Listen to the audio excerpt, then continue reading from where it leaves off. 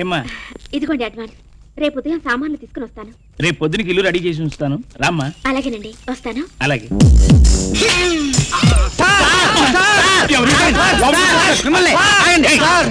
ఏంటిది? నమస్కారం సార్. నమస్తే. సంధ్య అనే అమ్మాయి ఇక్కడికి వచ్చిందా సార్? వచ్చింది. అయ్యో బాబోయ్, కొంప మునిగిపోయింది. ఎక్కడికి వచ్చింది సార్? చెప్పండి సార్, డోస్ ఫిక్స్ చేయాలి.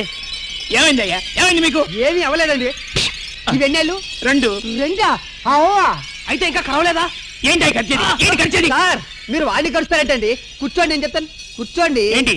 ఏంటంటే ఆవిడికి పిచ్చి ఎర్రగడ్డ ఆసుపత్రి నుంచి పారిపోయి వచ్చింది. ఇప్పటికి ఉదయం నుంచి ముగ్గురిని కలిసింది. అయ్య బాబాయ్, ఇంటి పిచ్చిది. నువ్వు ఇల్లు ఇవ్వనున్నావు అనుకో, కచ్చక కచ్చక కచ్చక అని కట్టేస్తుంది. హలో, ఇంకా కరవలేదా? కరవలేదు, రేపు వస్తానంది. రేపు వచ్చి గ్యారంటీగా కరుస్తుంది. రేపు అమ్మాయి వచ్చి కరవగానే ఈ అడ్రస్ కి ఫోన్ చేయి. ఎందుకు? ఎందుకంటే నీ గుండు చుట్టూరు 14 ఇంజెక్షన్ చేయడానికి. ఇక్కడ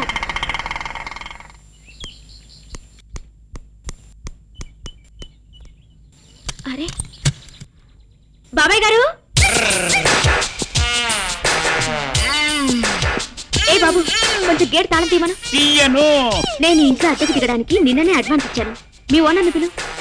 నేనే ఓనర్ని. అదేమిటండి, ఇంతలోనే ఏమైంది? ఒంటి నిండా కట్లేమిటి? ఇదంతా నా కర్మలే, నీకెందుకు? సర్లే, ముందు గేట్ తీయండి, చెప్తాను.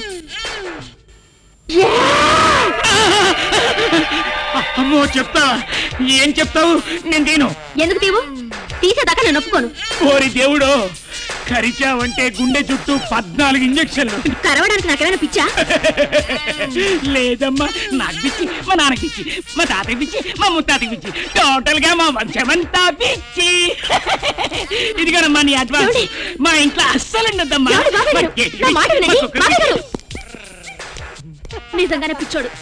నిన్ను వీడని నీడలు మేమే, కలగా కదిలే నీడలు మేమే. హలో, మా వాయిస్ ఎలా ఉంది? మీకంటే గాడిదలో బెటర్.